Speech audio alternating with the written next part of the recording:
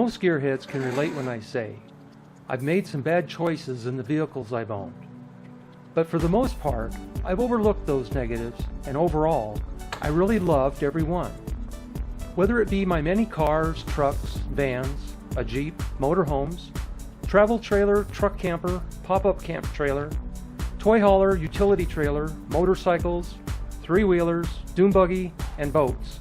They all serve that exciting snapshot in time purpose, and then sadly, I find it is time to move on to the next new adventure, and the next new vehicle that meets all of the perceived sets of needs. To have had a YouTube channel at the start of it all. Never enough pictures to tell the complete story. Instead, the emotion can truly only be captured in one's memory. I think most of us are always trying to find the holy grail of vehicles, that one vehicle that will serve all purposes from that point on into the future. And then we come to realize every time it does not exist, and we strive to find compromise. We think about what were the best features of each past vehicle, and think, is it possible for the next one to have this or that, and still meet the future challenges? Sometimes yes, sometimes no. Sometimes it may just be a small symbol of those days gone by that are important to keep the memories alive moving forward. For me, before the Flare View in Colorado, there was the quad van and the wilderness travel trailer. And then before, there was the 2006 Hummer H3. I want to tell you about that little Hummer. There was something about owning a Hummer that can't be explained. The 5-cylinder was not very powerful on the open road. It was cramped, but it rode like a dream on and off road. After all, it was a Hummer. It was the cool thing back then.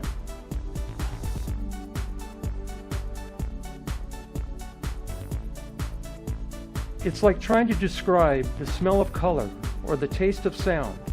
The feeling just is, and that Hummer was my best friend for a time. That Hummer took me and my son up to Owens Valley fishing, shooting, and all over Southern California on motorcycle riding trips.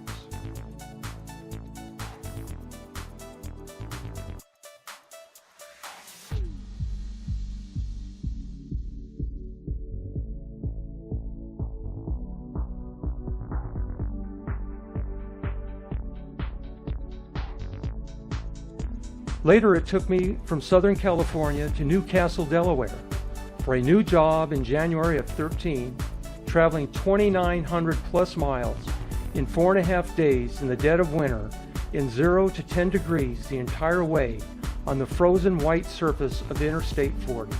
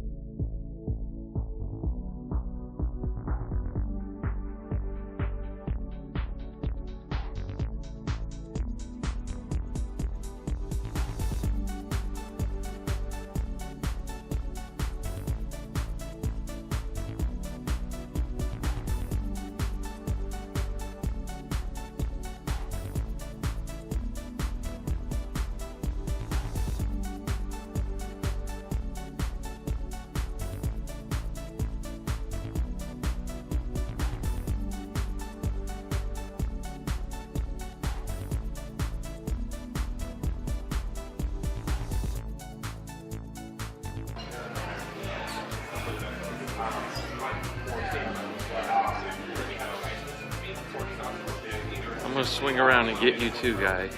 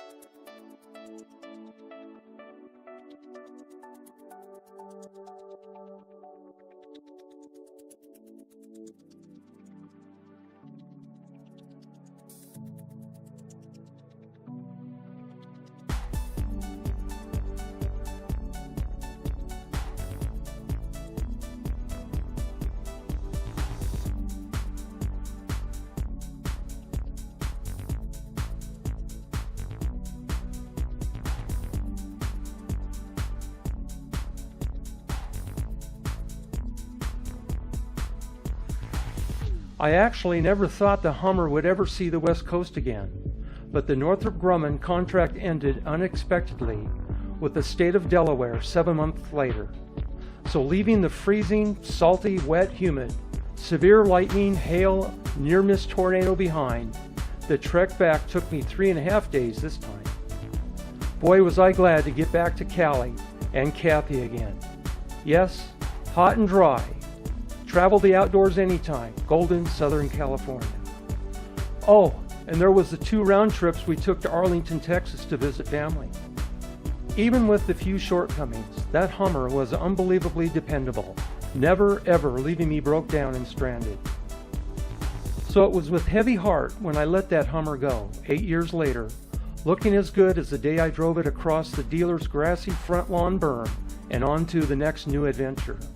All those years and many miles of driving, I loved looking all the while at what I think is the most iconic symbol of the Hummer, the front hood vent.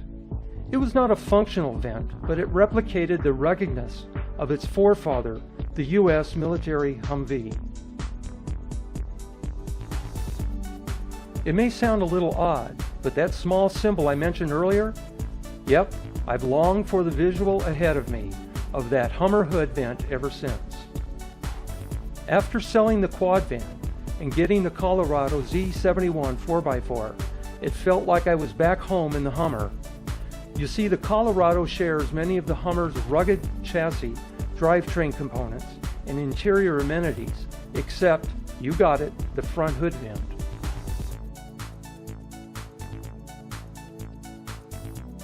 Except the Colorado V8 is a rocket compared to the Hummer's anemic 5-cylinder.